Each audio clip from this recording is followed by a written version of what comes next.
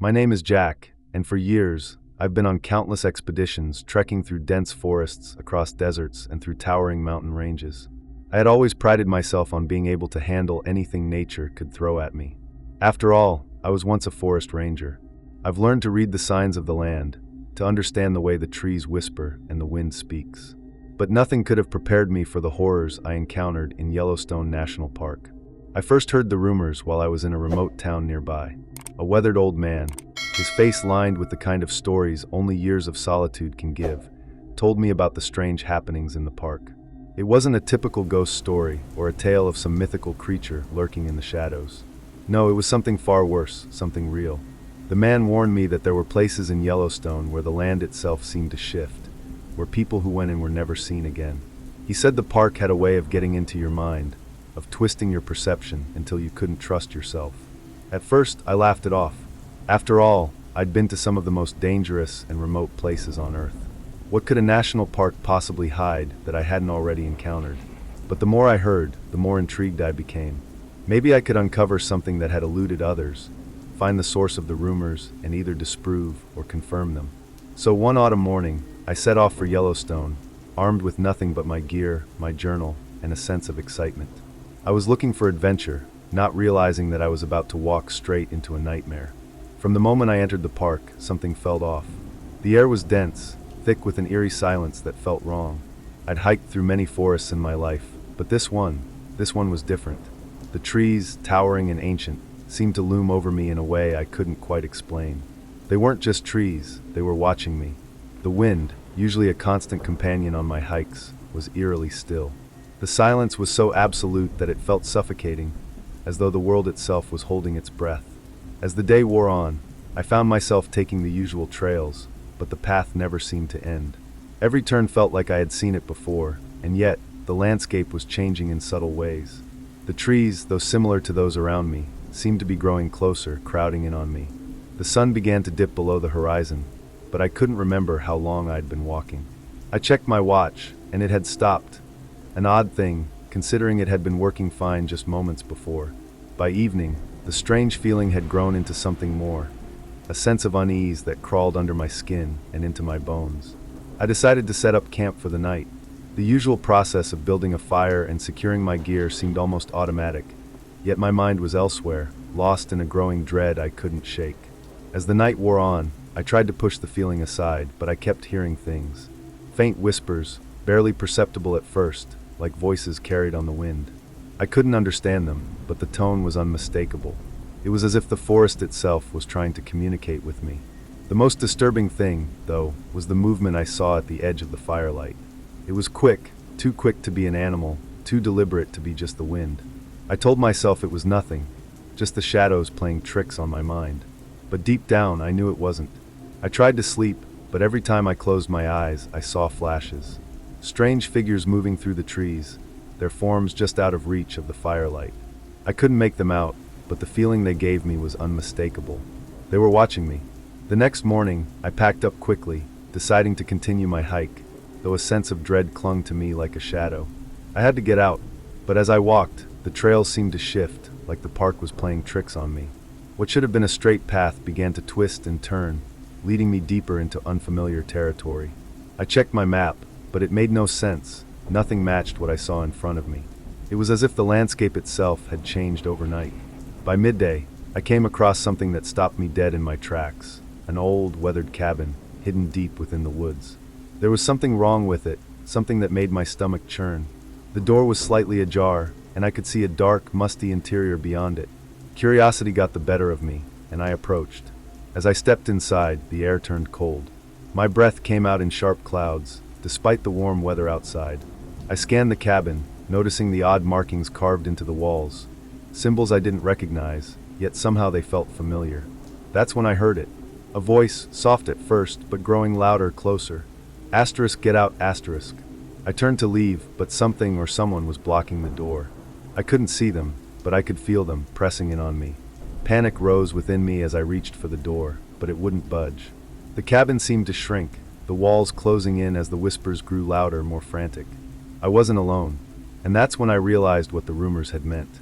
There was something in Yellowstone, a a presence that manipulated the very fabric of the park itself. Something ancient and malevolent that had been here long before any of us.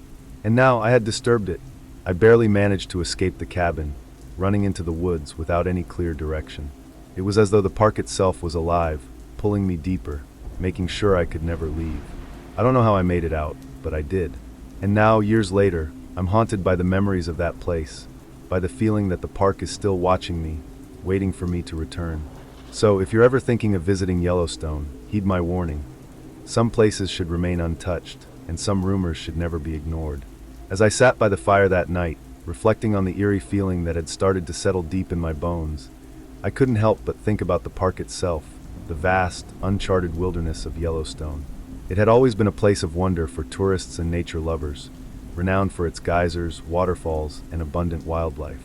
But as I sat there alone, far away from the crowds and well-worn trails, I began to understand that there was something more to this place than what met the eye. Yellowstone had its own story, one not told in the guidebooks or the brochures.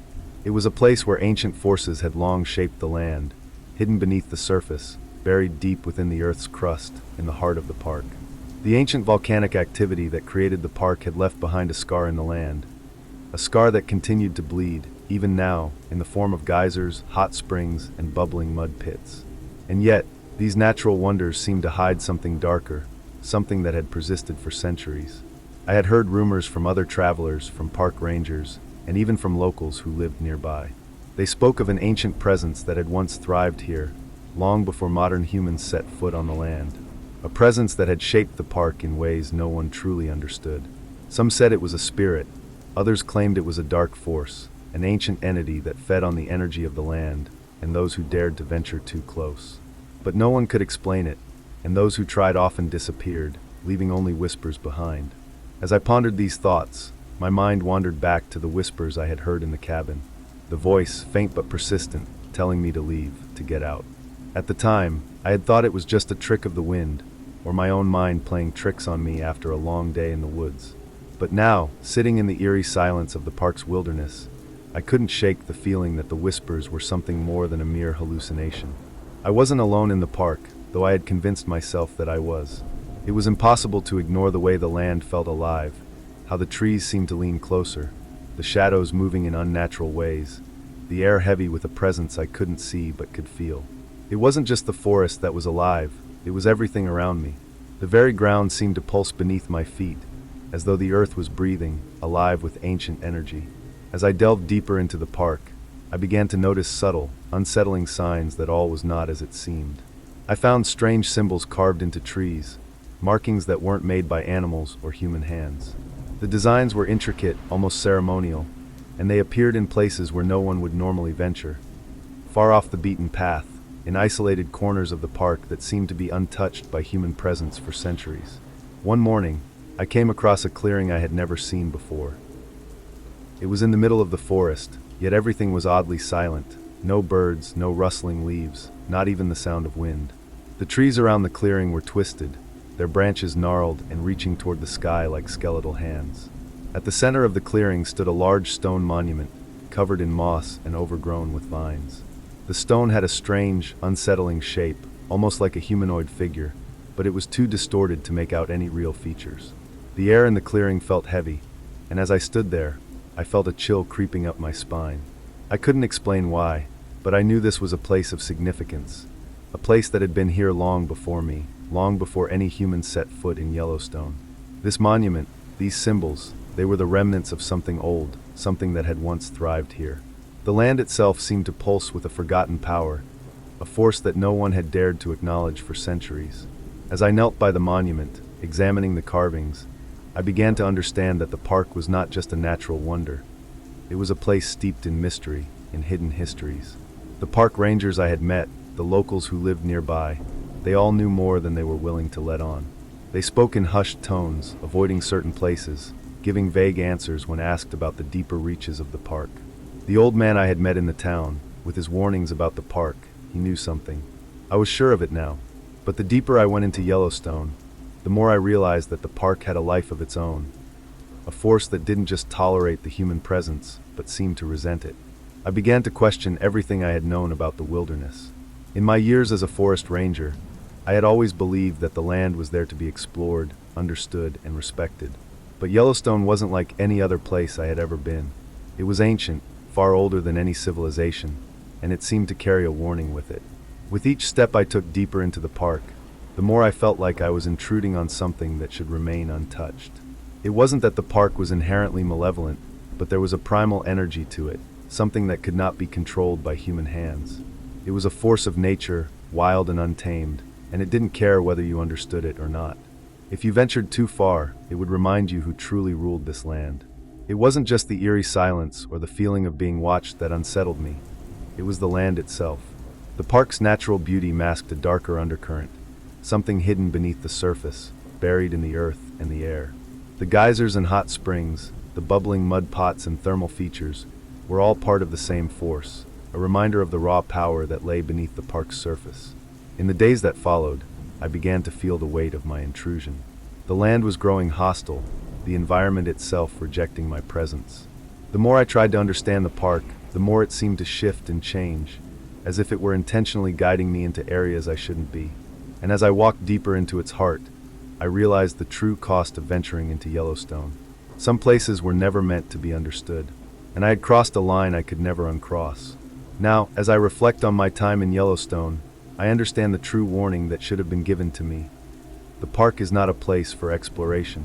It is a place that guards its secrets, a place that is alive with a power older than anything we can comprehend. And for those who are foolish enough to try to uncover those secrets, there is no return. Some places in the world are meant to remain untouched, and Yellowstone is one of them. The first few days in Yellowstone were full of the usual excitement and curiosity that I had come to expect during my travels. As an explorer and former forest ranger, I thought I had seen it all. But something about the park felt different from the moment I arrived. The vast expanse of land, dotted with geysers, hot springs, and the occasional bison or elk, was beautiful in its own way. Yet, there was an underlying tension in the air, something I couldn't quite place. I arrived in the park early in the morning, determined to explore the hidden corners of Yellowstone that most tourists didn't venture into.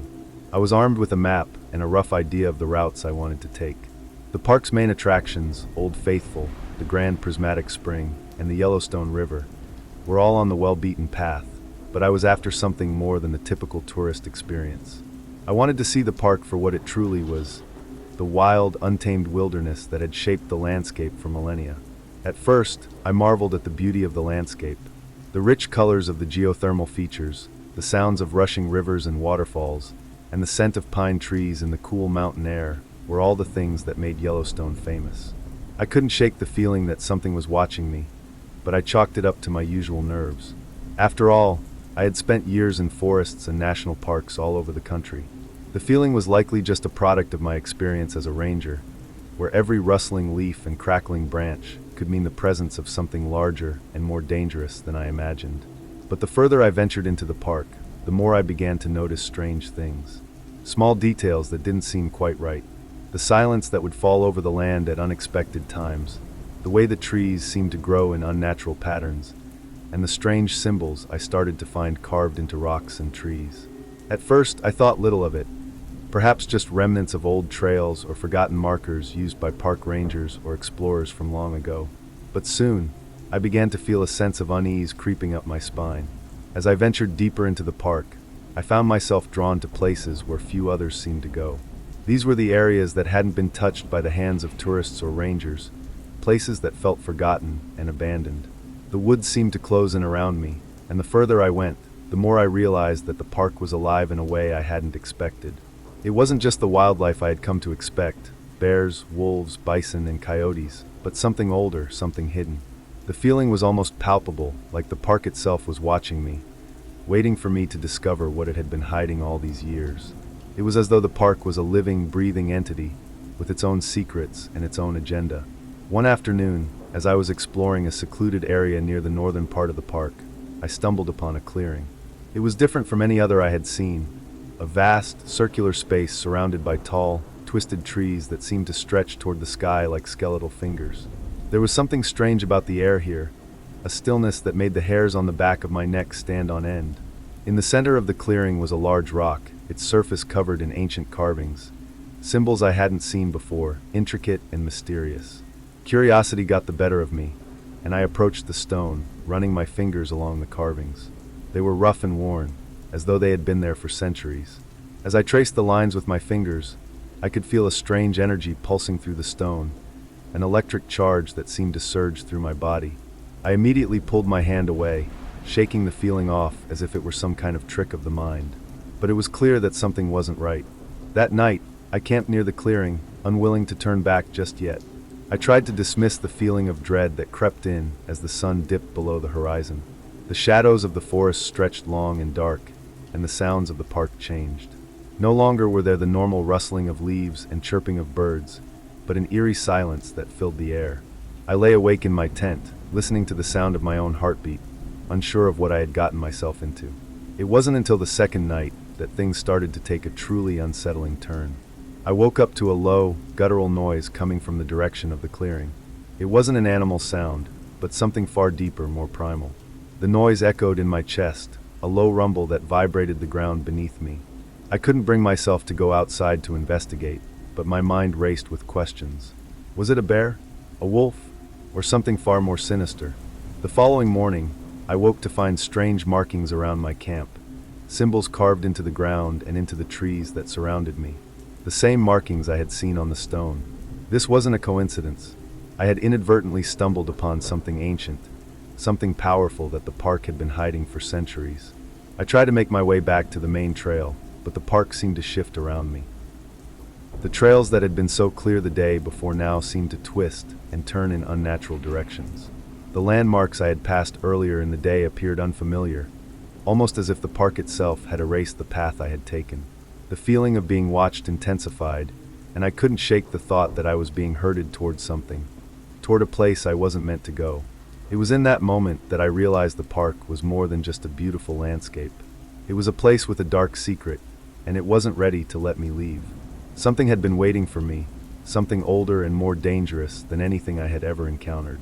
The deeper I went, the more I realized that Yellowstone wasn't just a national park. It was a realm unto itself, a place where the natural world and the supernatural intersected in ways that couldn't be explained. The park wasn't just a destination, it was a living, breathing entity, one that had its own rules and its own dark, twisted agenda. And now that I had stepped into its domain, I wasn't sure I would ever be able to leave. As I delved deeper into the mystery surrounding Yellowstone, the intricacies of the park and its strange happenings began to unfold. The park was not just a place of beauty. It was a complex, interconnected system of history, mythology, and ancient forces. The subplots that emerged were as varied and unsettling as the landscape itself. One of the first subplots that became apparent was the ancient secret hidden within the park. The symbols I had found carved into the rocks and trees were not just random markings. As I spent more time in the area, I began to notice them in other locations, on the edges of trails, etched into the bark of ancient trees, and even in the steam rising from the geysers. It became clear to me that these were not ordinary markings. They were a form of language, an ancient script that no modern person seemed to understand. The more I investigated, the more I began to feel like I was uncovering something far older than the park itself. The Native American tribes that once inhabited the area had spoken of sacred grounds and spirits that protected the land. The Shoshone, Crow, and Blackfeet tribes had all passed down legends of beings, spirits, gods, or something far darker, who had lived in the park long before any settlers arrived. The elders of these tribes had warned their people not to venture too deep into the heart of Yellowstone, as it was considered a place where the world of the living and the dead collided. I began to piece together that the park was far more than just a natural wonder. It was a sacred, forbidden space, a liminal zone between worlds. The symbols were part of an ancient ritual, one that had been passed down through generations to keep whatever lived in the depths of the park contained. The people who had originally lived here had been aware of this, and had left markers as a way to protect others from the dangers lurking within. But as time passed, the knowledge had been forgotten, and the symbols, which once served as warnings, had become relics of a bygone era. The forest around me began to take on a life of its own, another subplot that contributed to the larger, more sinister narrative. I had always understood the wilderness to be unpredictable, but Yellowstone was something different. The trees, twisted and ancient, seemed to watch my every move. The air would grow cold suddenly, as if a chill had descended from nowhere. The The dense canopy of trees would quiet the world around me, amplifying my every footstep and breath. Even the wildlife seemed to have a strange presence, larger than life, and watching from the shadows. It wasn't long before I began to experience disturbing phenomena. Animals like deer and elk would appear at the edges of the forest, their eyes trained on me. I noticed their unusual behavior, how they seemed to move in odd patterns, as though they were being controlled or guided by something unseen. There was no natural explanation for it, and I couldn't shake the feeling that they were warning me, or perhaps leading me deeper into the park's secrets. The further I ventured, the more the forest began to change. The trees became denser, their branches clawing at the sky like fingers reaching out to trap me. The path ahead would often disappear entirely, replaced by thick thickets or ominous clearings that seemed to have no place in a typical wilderness. In these spaces, the air itself would seem heavy, as if I were wading through something thicker than atmosphere, something older, maybe even sentient. Another subplot emerged as I realized that the rangers, the very people who should have known the park better than anyone, were avoiding certain areas. The park rangers at Yellowstone were normally the most knowledgeable people I'd encountered, but there was an underlying unease in their interactions with me. They would steer clear of certain topics, particularly when it came to the deeper, more remote parts of the park. It seemed like they were aware of something they were unwilling to speak about, but the more I pressed, the more I could sense that they were keeping something from me. It wasn't until I encountered an older ranger, one who had been working in the park for decades, that I began to get a glimpse of the truth. He mentioned, almost as an afterthought, that there were certain areas in the park where visitors had gone missing without a trace. At first, I thought he was referring to the typical risks of the wilderness, hikers who strayed off the beaten path or were unprepared for the harsh conditions. But he didn't speak of them in that context. His voice dropped, and he looked around nervously before muttering something under his breath. Some places you shouldn't go, and some things they don't want to be found. It was clear he was referencing the same feeling I had been experiencing, but there was something more to his warning. He had said it in such a way that made me believe the rangers themselves had seen things they couldn't explain. It wasn't just the animals or the symbols. It was something far deeper and darker, and it was becoming clear that the rangers, in their silence, were trying to protect visitors from making the same mistake I had. They knew the park held secrets, but they were too afraid to talk about them directly. As the days passed, the sense of paranoia grew stronger. The park itself seemed to be trying to communicate something with me. Some force was pushing me deeper into its heart, coaxing me to uncover the truth behind its mysteries. Yet, with each step, I felt the line between reality and something more sinister blur. I could no longer trust my senses. The forest around me seemed to be shifting, changing in subtle ways, and I felt an overwhelming sense of being watched. Even the landmarks in the park became distorted, shifting in ways that didn't make sense. The familiar landmarks I had passed earlier in my journey now seemed to be impossibly far away, and the maps I had were of no use. The trail markers were no longer where they should have been, and I had trouble remembering how I had arrived at certain places. The strange symbols, the eerie wildlife, and the warnings from the rangers all came together in a final, terrifying realization. I wasn't just lost in the park. I was being drawn into something much darker, something that existed beyond the park's boundaries. And whatever it was beginning to close in on me. As the days passed in Yellowstone, I could feel the park pulling me deeper, almost as if it were actively trying to force me to confront something I wasn't ready for.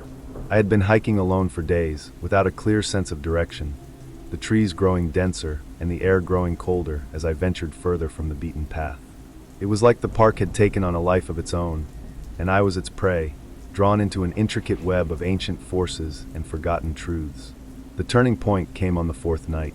The weather had shifted abruptly. The sky, once clear and blue, had become an ominous shade of gray, clouds swirling with unnatural speed. I had set up camp in a small clearing surrounded by towering pines, and the wind howled through the trees, carrying with it a strange sense of foreboding.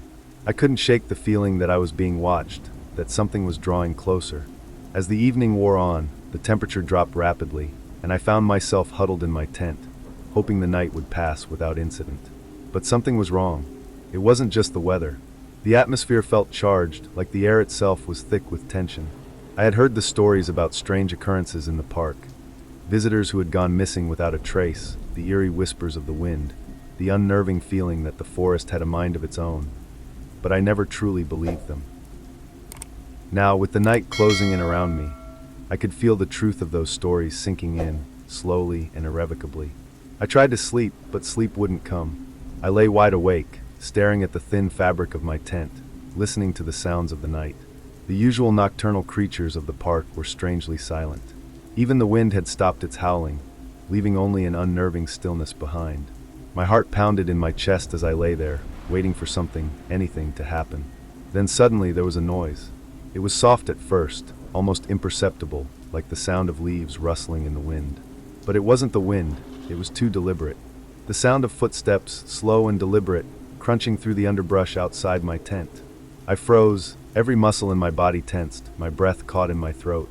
I had heard stories of strange creatures in the park, unseen things that stalked the unwary, but I had dismissed them as nothing more than local myths. Now, as I listened to the footsteps drawing closer, I realized that I wasn't alone. My mind raced. Should I confront whatever was out there? Or should I remain hidden, hoping it would go away? The noise continued, growing louder, and I could feel my heartbeat in my ears. Panic started to set in. I grabbed the flashlight next to my sleeping bag and flicked it on, shining the beam out into the darkness. The light pierced the night, revealing only the trees and the thick brush that surrounded me. Nothing. The footsteps had stopped. My breath came in ragged gasps as I sat in the silence, the only sound now the pounding of my heart in my chest. I didn't know what to make of it. The rational part of me wanted to believe that I had imagined it, that it was just the wind or a trick of my mind, but deep down I knew better. Something was out there, and it was waiting for me. I decided to take action, pushing myself out of my tent and into the cold night air. My flashlight cut through the darkness as I scanned the clearing, searching for any sign of movement. The beam fell across the trees, the underbrush, the rocks, but there was nothing. Yet the feeling of being watched hadn't dissipated. In fact, it had intensified, as if the very forest itself was holding its breath, waiting for the next move. That's when I saw it. A figure, standing just beyond the reach of the light. At first, I thought it was a trick of the shadows, but as I focused, I saw the unmistakable outline of a person, or something that resembled a person. Tall, unnaturally tall, with arms that seemed to stretch too far, too long, and a face that was obscured by the darkness. It stood completely still, its gaze fixed on me. The air around it felt thick, suffocating, and my stomach churned with a sense of impending doom. I stumbled backward, my flashlight flickering as I tried to keep my eyes on the figure. But it didn't move, not at first. It simply stood there, watching, as if it were waiting for me to make the next move. And then slowly, agonizingly slowly, it took a step forward. Just one step, but it was enough to send a shock of terror through my body. I wanted to run, to flee back to the safety of my tent, but my legs refused to move. My body felt frozen in place, my muscles refusing to obey the primal urge to escape. Then, in an instant, the figure was gone. It didn't retreat back into the forest. It didn't vanish into the shadows. It was simply no longer there. I was left standing in the clearing, the beam of my flashlight bouncing wildly across the trees, searching for something, anything, that could explain what I had just witnessed. The world around me seemed to warp. The trees loomed closer, the shadows stretched unnaturally long, and the air felt thick with an oppressive weight. I realized then that the park wasn't just a place of beauty. It was something much darker, much older, and far more dangerous than I had ever imagined. The stories of missing hikers, strange occurrences, and unnatural beings weren't just myths, they were warnings. I knew then that I was in the depths of something that I couldn't understand, something that had been waiting for me all along. My curiosity had led me into the heart of the unknown, and now there was no turning back. Whatever lived in the heart of Yellowstone had taken notice of me, and I wasn't sure if I was going to make it out alive. The next few hours after the encounter were a blur of panic and confusion. I couldn't shake the feeling that whatever I had seen, whatever that thing in the shadows had been, was still out there, watching me, waiting for its next move. My heart was racing as I stumbled back into my tent, locking myself inside and trying to steady my breath. I had never been more terrified in my life. The logical part of my mind tried to tell me that I had imagined it, that it was just a product of the growing fear and fatigue that had been building up since I arrived. But every fiber of my being screamed that it was real, that I had come face to face with something that shouldn't exist in this world. I tried to convince myself to stay calm, to think things through. I had come to Yellowstone to explore, to experience the wild beauty of the park, not to be caught in some kind of supernatural nightmare. But no matter how many times I told myself to relax, the feeling of being watched never left. It was as if the forest itself had eyes, and it was waiting for me to make a mistake. The next day, I packed up my gear with a sense of urgency. I couldn't stay in the clearing any longer, not with that thing lurking out there. My mind was scattered, my thoughts disjointed, and every sound I heard, every rustle of the wind made my skin crawl. It felt like I was being stalked, hunted, and there was no way to escape. I made my way back to the trailhead as quickly as I could, not caring about the planned route or the places I had hoped to explore. I just wanted out, but as I hiked, I couldn't shake the sense of dread that clung to me. The shadows seemed darker, the trees seemed taller, and every step I took felt like it led me deeper into some unseen trap. It was as if the park itself was alive, and it wasn't letting me leave without exacting its toll. When I finally reached the trailhead, I thought I was safe. I thought I had escaped whatever horrors Yellowstone had hidden.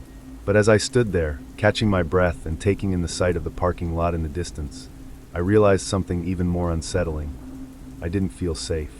It was as if the presence of that thing, the shadowy figure in the woods, had followed me, lingering just out of sight. I had the overwhelming sense that it was still out there, watching, waiting for the right moment to strike.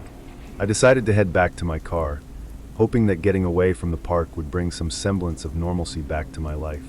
But the drive back to civilization was anything but normal. The farther I drove, the more disoriented I became. The road, once clear and familiar, now felt foreign. It twisted and turned in ways I didn't remember. The trees on either side of me seemed to close in, their branches reaching out like claws, as though trying to pull me back into the wilderness. I tried to push the thoughts aside, but the unease gnawed at me like a constant presence, a weight that refused to lift. When I finally reached a small town on the outskirts of the park, I stopped at a diner to grab something to eat.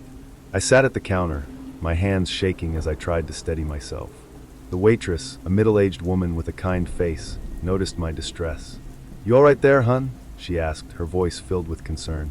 I hesitated for a moment before responding. I just came from Yellowstone. I'm not sure what happened out there, but something's not right." Her expression changed. She didn't say anything at first, but there was a look in her eyes, a look that told me she knew exactly what I was talking about. She leaned in slightly, lowering her voice. "You're not the first to say that," she said quietly. "Some people don't come back from that place. Others come back changed." I swallowed hard. "Changed? How?" She hesitated for a moment, as if weighing her words carefully. "People talk about the park like it's cursed, like it's got a mind of its own. Some folks, they get lost in the woods and never come out. Others, they come back, but they're never the same. Like something follows them, something that doesn't want to let them go." I felt a cold shiver run down my spine. Was that what I was feeling? Was I being followed by whatever dark presence resided in the depths of Yellowstone? The thought made my stomach churn, and for the first time since I had entered the park, I felt truly helpless. I was no longer in control. Something in that forest had touched me, and it wasn't going to let me go without a fight. The waitress seemed to sense my rising panic and gave me a sympathetic look. "You should talk to the ranger station," she suggested. "They know more about what goes on out there than most folks." I nodded absently, my mind racing. It wasn't just the fear of the unknown that gripped me now. It was the knowledge that whatever I had encountered in Yellowstone, whatever it was, had changed me. I wasn't the same person who had walked into that park. I wasn't even sure who I was anymore. In the days that followed, I tried to go back to my normal life. I tried to push the memories of the park out of my mind, to forget about the thing in the shadows and the strange feeling of being hunted. But the unease never fully left. Every time I closed my eyes, I could still feel the eyes of something watching me from the darkness. And as much as I wanted to forget, a part of me knew that the park had claimed me, that whatever dark force resided there had left its mark on me. I didn't know what I had encountered in Yellowstone, but one thing was certain: it was far from over. The presence in the woods had followed me home, and there was nowhere I could run. In the weeks that followed, I couldn't shake the feeling that something was lurking just beyond the edge of my perception. I had tried to return to my normal life, but the weight of my experience in Yellowstone kept pressing down on me. It was like the forest had seeped into my soul, leaving behind a dark stain that I couldn't scrub away. I found myself haunted by nightmares, waking in cold sweats, the sound of snapping branches and rustling leaves always just out of reach. At first, I tried to ignore it. I convinced myself that it was just a product of my mind, a result of the trauma of the encounter. But as days turned into weeks, I realized that I could no longer run from it. I needed to confront what I had experienced in Yellowstone, whatever it was that had marked me. and find a way to move forward. I started with the rangers at the station. I knew I needed to get some answers, but I also needed to understand more about what had happened, what was really out there in that forest. I went to the station one morning, hoping that the rangers might offer some insight into the strange forces at play in Yellowstone. What I found, however, was more unsettling than I could have imagined. The ranger station was quiet when I arrived, the only sound the rustling of leaves outside. Inside, a middle-aged ranger named Bill was behind the desk. He looked up when I entered and gave me a tired but welcoming smile. "What can I help you with?" I hesitated, unsure of how to phrase my question. "I've heard rumors about strange things happening in the park," I began. "Things that aren't normal. I was there recently and, well, I had an experience. I think something followed me out." Bill's expression didn't change, but the look in his eyes grew more serious. He motioned for me to sit down, and I did, nervous but determined. "Let me guess," he said, his voice quiet but heavy with meaning. "You heard the stories, saw something strange, and now it's not letting you go, right?" I nodded, feeling a lump rise in my throat. "Yes, exactly. I don't know what it was, but I can't shake the feeling that whatever I encountered in that park is still with me." Bill leaned back in his chair, folding his arms. "You're not the first to say that," he said, his tone now more somber. "There's been talk of strange happenings in Yellowstone for years. It's not just a place for tourists. It's a place where things happen that can't always be explained. The park has a way of getting into your head." "Is it supernatural?" I asked hesitantly, not sure how to voice my fear. Bill paused before answering. "I don't know if I'd call it supernatural, but there's something about Yellowstone, about its history and its isolation, that seems to draw in forces we don't understand. Some people come in and leave without a scratch. Others, well, they never come out, and those that do often aren't the same." I was stunned by his candor, but a part of me already knew what he was saying was true. I had seen it in my own experience, the feeling of being watched, of something lurking just out of sight. But it wasn't just the fear that had taken hold of me. It was something deeper, something that had made me question who I was and what I had become after leaving the park. Bill continued, "The truth is, most of us here try to avoid certain areas of the park. There are places where the atmosphere shifts, where things don't feel right. People get lost, or they're never seen again. Some even say the land itself holds memories of things long forgotten." "What do you mean by that?" I asked, my curiosity piqued despite the dread that was growing inside me. Bill sighed, running a hand through his graying hair. "There are rumors of ancient rituals, of something dark that's been tied to this land for centuries. I can't say for sure, but there's a reason people talk about Yellowstone as if it's alive. The land doesn't forget, and when you step on it, you might leave a part of yourself behind." His words sent a chill through me, but in that moment, something in me shifted. I realized that I couldn't continue living in fear of what had happened to me. I had to face whatever was left behind, whatever had followed me out of the park. I needed to find a way to reclaim myself, to stop running from the shadows that had clouded my mind since that day. I left the ranger station feeling both unsettled and determined. I had learned something important. I wasn't going to get any simple answers, and I wasn't going to escape this experience by pretending it hadn't happened. If I was going to move on, I had to confront it head on. Over the following weeks, I started to explore my feelings, my fears, and my experience more deeply. I kept a journal, documenting every thought, every lingering sense of dread, every odd sensation I had. I revisited the events of that day in my mind, trying to piece together what had happened and what it meant. Slowly, I began to realize something. The park, whatever darkness it held, had become a part of me, but it didn't define me. I also reached out to others who had experienced similar encounters in the park. Their stories, while different from mine, echoed the same themes, of being changed, of encountering something that lingered long after they had left. It was clear that the park had a hold on people, but it also gave them a sense of connection to something larger than themselves, something ancient. In time, I learned to accept the fear I had, to acknowledge it as a part of my journey. I still felt the unease, the presence of something watching me from the shadows, but I no longer allowed it to control me. I began to understand that I wasn't the same person who had entered Yellowstone. I had been marked, yes, but I had also been given an opportunity to grow. The forest, the park, the shadows, they no longer held the same power over me. I wasn't afraid of what I had seen anymore. Instead, I saw it as a reminder that there are forces in this world we don't fully understand, but that doesn't mean we should let them define our lives. I left Yellowstone behind me, but it was a part of me now, a part of who I was becoming. I didn't have all the answers, but I had gained something even more important: the ability to face my fears, to grow from them, and to move forward. And in the end, that was the true victory. In the days that followed, I felt a growing sense of urgency deep within me. The unease that had settled into my bones, the dark presence that I couldn't shake off since leaving Yellowstone, had begun to intensify. I was no longer just haunted by fleeting memories and strange sensations. The sensation of being watched, of something lurking just out of view, had escalated. I knew deep down that whatever had followed me from the park was closing in, its grip tightening with every passing moment. I couldn't let it continue like this.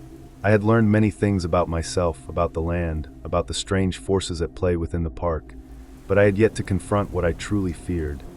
The entity that had somehow attached itself to me, the one that would not let me go. The stories I had heard from Bill, the rangers, and others who had crossed paths with Yellowstone's darker side rang in my mind constantly, but they weren't enough. I needed to face whatever this was directly. The first step in this process was to go back to the park. I had to return. I couldn't live with the uncertainty anymore. I had to see if the land could truly claim a part of me and keep it, or if I could reclaim what was mine. I had spent days researching the area where I had felt the most unease, where the forest had seemed alive with something ancient and malevolent. I had been to the edges of the park, but this time I knew I had to go deeper. I needed to find that spot again, the place where everything had changed. Before embarking on the journey back, I did something I hadn't done the first time. I gathered supplies, extra water, food, a map of the park, and even a compass. I couldn't risk getting lost again. I packed my backpack carefully, not only with necessities, but with items that had personal significance to me. A photograph of my family, a small carving I had made back when I was a guard, and a small notebook to document my experience. These were my talismans, my connection to who I had been before the park, before the darkness. I didn't know if they would help, but I had to believe that they might. The days leading up to the journey felt longer than usual. I barely slept, and when I did, the dreams were twisted with shadows, figures lurking just out of view, whispering unintelligible words that left me feeling as though my very soul was being pulled in different directions. I didn't know how to interpret the dreams, but I had learned not to ignore them. They were a sign. By the time I arrived at the park's edge, my nerves were frazzled. I couldn't shake the feeling that I was being watched even as I stepped out of my car. The sounds of the forest were strange, different somehow. The birds were quiet. The wind, which had once been gentle, now seemed to carry an undercurrent of something unsettling. The trees, their branches twisting in unnatural shapes, seemed to reach toward me like skeletal hands. I knew this wasn't just a product of my imagination anymore. I had experienced enough in the past weeks to understand that what I had felt in the park, the lingering presence, the unnatural fear, wasn't a dream. It was real. I drove through the park, retracing the path I had taken that fateful day, my heart pounding with every mile.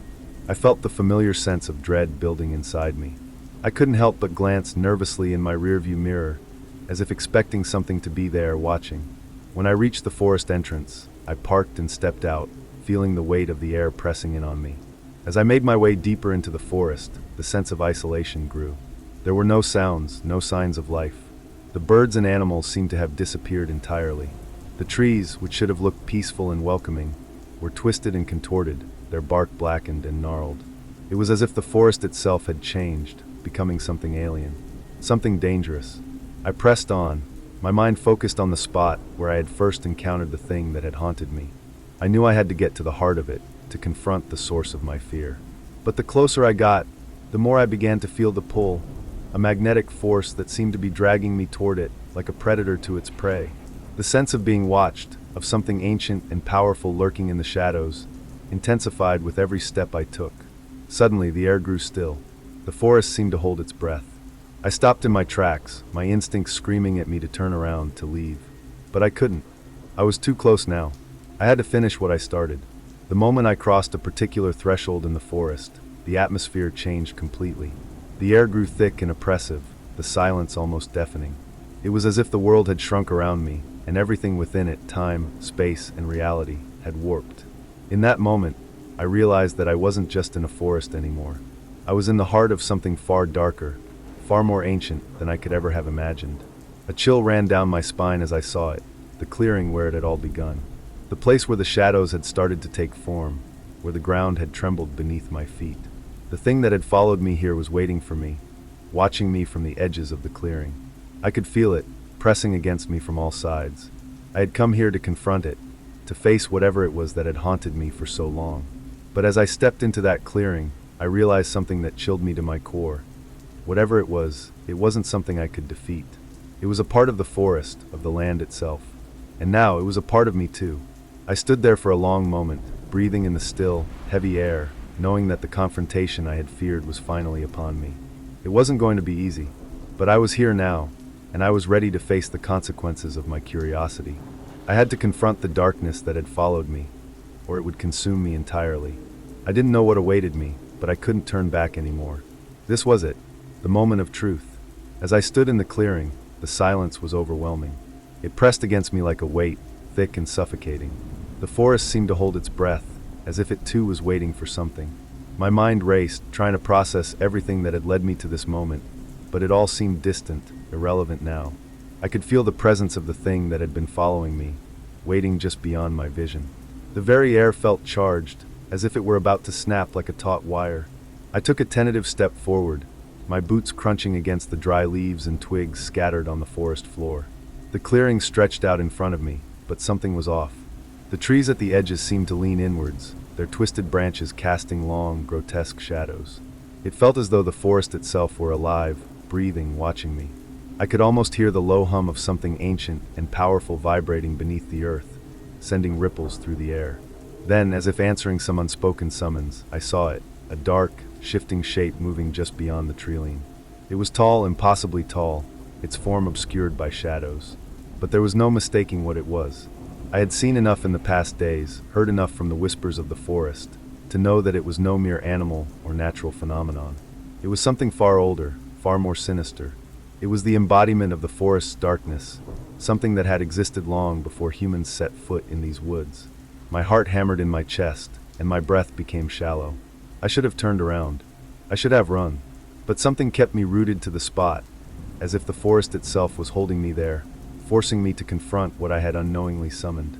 I had made the choice to come back to this place, to face the source of the terror that had haunted me since the moment I first set foot in Yellowstone. But now that I was here, I wasn't so sure I was ready. The thing before me was not something that could be reasoned with, not something that could be defeated with strength or logic. The figure in the shadows moved again, this time closer.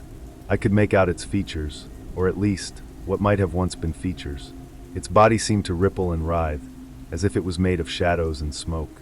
Its eyes, when they turned to face me, were glowing faintly with an otherworldly light, unblinking and cold. I could feel its gaze like an ice-cold hand pressing against my chest, suffocating me. A low, guttural sound rumbled from its throat, something between a growl and a whisper. The words were unintelligible, but the tone was unmistakable. It was a warning. I took a step back, my legs trembling, but something deep inside me, a primal instinct, or perhaps the stubbornness that had always defined me, kept me from running. I knew that if I fled now, the thing would follow. It wouldn't let me escape, not when I had come so close to confronting it. I had to face it head-on, or risk being consumed by it forever. Why? I found my voice, though it sounded weak, barely more than a rasp. The words seemed to surprise the creature, and for a moment, it stood motionless, its glowing eyes narrowing. I took another step forward, my hand instinctively reaching for the knife at my belt, though I knew it would do nothing against something like this. Why have you been following me? What do you want? The creature let out a low, rasping breath, and then, to my shock, it spoke. Its voice wasn't human, it wasn't even animal. It was ancient, guttural, as though it had been formed from the very soil and air of the forest itself. You should never have come, it hissed, the words barely more than a whisper on the wind. The forest calls to you, and you answer. You are not the first. You will not be the last. The land claims those who trespass. You are its now. A chill shot through me, and the meaning of those words struck me like a hammer. The forest. The land. I had been drawn to this place, not by chance, but by something far older and more powerful. I had disturbed its peace, awakened something that should have stayed hidden, and now I was paying the price. The creature's words were not just a warning, they were the truth. I looked around desperately, trying to find something, anything, that could help me. But the clearing was empty, the trees closed in around me like walls. There was nowhere to run, nowhere to hide. The forest itself had become my prison. I was trapped. The creature moved closer, its form becoming clearer as it emerged from the shadows. It was towering, its body twisting and contorting in unnatural ways. Its limbs were long and gangly, and its face, if it could even be called a face, was a nightmare of shifting shadows, with glowing eyes that seemed to pierce through me. Its voice echoed in my mind, filling my head with a cacophony of whispers. "You are mine now," it murmured, and I felt my body freeze, the air thick with the weight of its words. "You cannot escape. The forest will never let you go." I felt a surge of panic rise within me. I had been foolish to come here. The forest was alive in a way I had never understood before. It wasn't just a place, it was a presence, an ancient being that absorbed the souls of those who wandered too deep into its embrace. And now it was claiming me. It had claimed my curiosity, my fear, my very soul. In that moment, I knew I had no choice. I couldn't outrun this, I couldn't fight it, but I could make peace with it. The forest had claimed me, but it didn't have to destroy me. I could face it, confront it, and perhaps even learn to live with it. I had no choice but to submit to the will of the land. The creature stepped forward, and I stood still, resigned to my fate. It reached out with long, bony fingers, and as its touch came near, everything around me seemed to fade into a blur. The forest, the creature, the fear, all of it dissolved into the darkness, and I felt myself sinking into the earth itself. I don't know what happened next, or how much time passed. All I know is that when I woke, the forest was silent, and the creature was gone. But I was different, forever changed by the encounter. And the whispers of the forest, they would never leave me. The forest had claimed me, and now I was a part of it. The air was thick with the scent of moss and decay as I sat in that clearing, trying to make sense of what had just happened. My heart still raced, the memories of the creature's cold, piercing eyes seared into my mind. But the overwhelming fear that had gripped me when it first appeared had faded. Now it was replaced by something else, an eerie calm. It was as though the forest itself had settled into my bones, melding with me in a way I couldn't quite understand. I had come here looking for answers, seeking an adventure to fuel my curiosity. What I found instead was far beyond anything I could have ever imagined. I remembered the creature's words, its promise that I was now a part of the land, its whispers lingering in my mind like an echo. Asterisk, you are mine now. The forest will never let you go. Asterisk, the realization hit me like a tidal wave. The forest had claimed me. But in a way, I had already known it. Since the moment I had ventured into those cursed woods, I had felt a pull that was more than just curiosity, more than the desire for a story to tell. The land had been calling me, and I had answered. I was here because something or someone had wanted me here. I wasn't just an observer anymore. I was part of something older, something that transcended human understanding. At that moment, I understood that this was my fate. I had crossed a threshold, and there was no going back. The forest wasn't something to be tamed or conquered. It was an ancient entity, a living force that existed on a plane beyond our comprehension. I had been foolish to think I could simply explore it, to believe I could navigate its mysteries like a puzzle waiting to be solved. The forest had no respect for my curiosity, no patience for the questions I sought to answer. In the end, it didn't matter whether I was an explorer, a scientist, or a traveler. The forest would take what it wanted, and no one would escape its grip. I couldn't even be certain whether the creature I had seen was truly real, or if it had simply been a manifestation of the forest's power, a hallucination born from the depth of my fear. Perhaps it was the forest itself, personified, its power given form to punish me for my trespasses. But what mattered now wasn't whether it had been real in the traditional sense. What mattered was that I was changed. The creature's presence had marked me. The whispers that I heard in my mind, the strange sense of peace that now washed over me, these things were not of my own making. They were the forest's influence, slowly taking root inside me. I felt an overwhelming urge to leave, to escape, to run far away from this place. But as I turned, I noticed something strange. The path that had once been clear, the way I had walked into the forest, was no longer visible. The trees, which had once seemed to part before me, now loomed like towering sentinels, their twisted branches blocking my way. The forest had closed around me. It was as if I no longer had a place in the world beyond its borders. I knew then that I would never be the same again. I could never return to my old life, to the person I had been before this fateful journey. The forest had taken a part of me, and I could feel it deep in my bones, its ancient, unfathomable influence entwining with my very soul. As the days passed, I slowly realized that I wasn't alone. The forest had left its mark on me, yes, but I had also left my mark on it. It was as though our connection was mutual. my soul forever intertwined with its ancient roots. I could no longer distinguish where I ended and the forest began. The whispers of the trees, the rustling leaves, the distant calls of unseen creatures, they had all become a part of me, and I had become a part of them. I couldn't tell whether this was a blessing or a curse. All I knew was that I was now bound to the forest in ways I could never have imagined. It had claimed me, and in return, I had become its witness. I would never again be the same man who had walked into these woods, seeking adventure. The forest had marked me, and no matter where I went, no matter how far I traveled, I would always carry its presence with me. In a way, I had become one of its stories, another tale whispered on the wind, shared by those brave or foolish enough to venture into its depths. Perhaps one day, someone would find the remnants of my journey, and they would ask what had happened to me. But I knew the truth.